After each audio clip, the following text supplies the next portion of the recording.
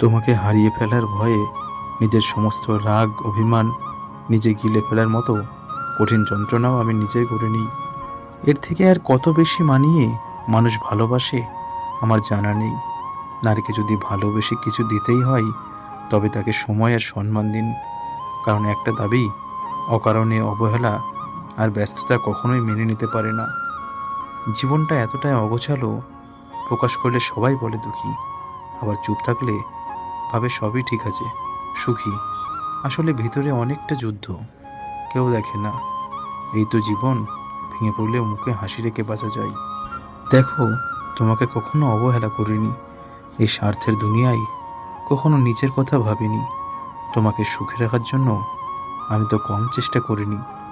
আর কেমন মানুষ চাও তুমি? মাঝে মাঝে আমার এমন ফিল হয় যে আমার কিছু ভালো লাগে না, দম আটকে আসে, কারোর সাথে কথা বলতে ইচ্ছে করে না, ঘুম আসে না, শান্তি লাগে না কোনো কিছুতেই। বুক ভারী হয়ে আসে, একটা হাঁসফাঁস লাগে মনের ভেতর। সারাক্ষণ অস্থিরতা কাজ করে ভিতরে, মন খুলে হাসতে পারি না।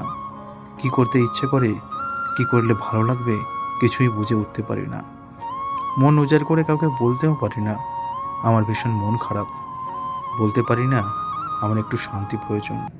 গল্পটা এমন নয় যে চাওয়ার মানুষের অভাব ছিল।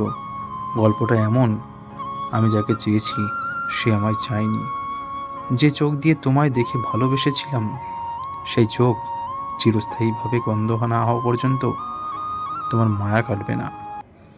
তোমার কাছে এক আকাশ ভালোবাসা চেয়েছিলাম, আর তুমি তোমার গোটা আকাশটাকে হারিয়ে দিলে।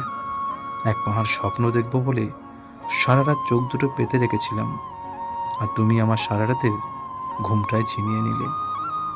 মানুষের অনেক মানুষ হয়ে গেলে তখন কি তার একজনের অভাবে কিছু যায় আসে?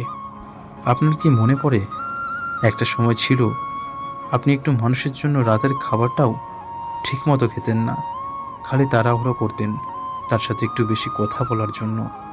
অথচ আজ কেউ কাউকেই চেনে না।